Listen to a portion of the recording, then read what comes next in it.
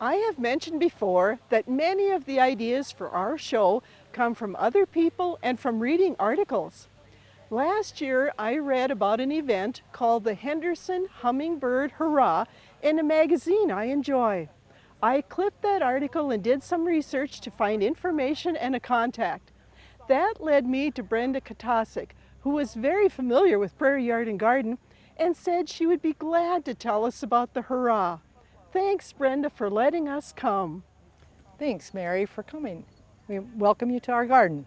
Tell me, what is the Henderson Hummingbird Hurrah?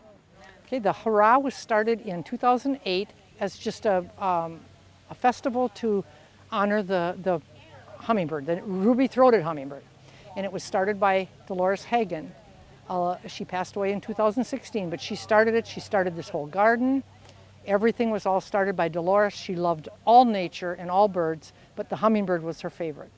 So the festival every year, we do banding, we have speakers, we have garden tours in the garden, we have vendors and food. And it's held always the third Saturday in August. And the reason is that's when Dolores found that the most hummingbirds were in the garden. In the middle of August to the end of August, a lot of the locals are here, the babies have fledged already, and a lot of the ones from up north are already starting to head south. And they know their feeders here. They know there's food for them to eat, that there's flowers, and so they stop in too. The hurrah started actually in Dolores's backyard, a couple blocks from here. And she just had many, many hummingbirds, and she had the first couple years, she had the hurrah in her yard. But it got so big that she asked the city if she could use this land down here to build a garden, and we could have our hurrah as a citywide event each year then. So it expanded then. We try to have the banding always in the morning. We try to change the garden every year. We're told what to plant each year. We have like a master gardener that says this is what you should plant. We have a lot of perennials that come up every year, but we try to change some of the annuals every year, and we make sure that we always have plants that the butterflies and the hummingbirds like. We add new features. We have our vendors, food. We always try to get nature speakers in to talk to our guests. And we also have educational displays like the Monarch Ventures. We have someone about bees, Minnesota Wildlife Refuge, and the Audubon Society. They all have educational displays over by the food shack. Yeah. And we have a children's activity too. They can paint, they can have their picture taken with their head in the hole. They'll look like a big hummingbird. And so we have something for all ages, and it's all free.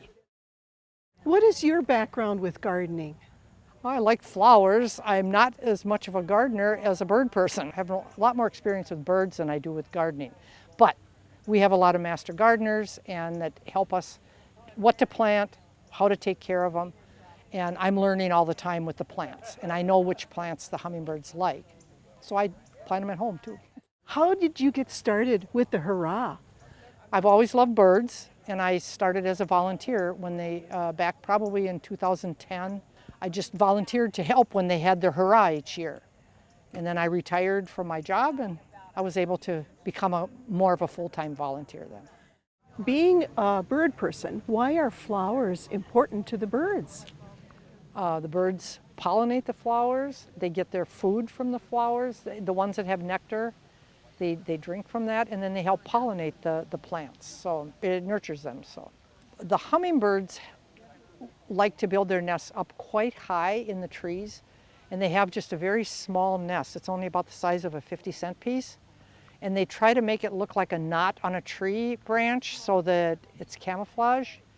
And they generally only lay 2 eggs, and in Minnesota they nest once because then the babies are big enough to leave by fall when it gets cold. Some places in the United States the hummingbirds may nest a couple times a year, but in Minnesota it's too cold. That second hatching may not make it. They may not make it out before it gets cold. But yeah, they do have they really are good at camouflaging. I've only seen one in my life, a nest. So when do the hummingbirds generally arrive in Minnesota? Usually around May 1st. I've seen them, the earliest I've seen one, I've kept track since the year 2000. The earliest I've seen one was April 12th, and April 18th and April 21st. But generally it's around the 1st of May or the first week in May. The females and the juveniles will stick around probably until the end of September, first part of October. So then do the males help take care of the babies too? No, they do not. The female builds the nest, she feeds the babies, she stays here and takes care of them until they leave in the fall. The male does not help at all. How can people find out more information about the Hurrah? We do have a Facebook page. It's under Henderson Hummingbird Hurrah, and we also have a website.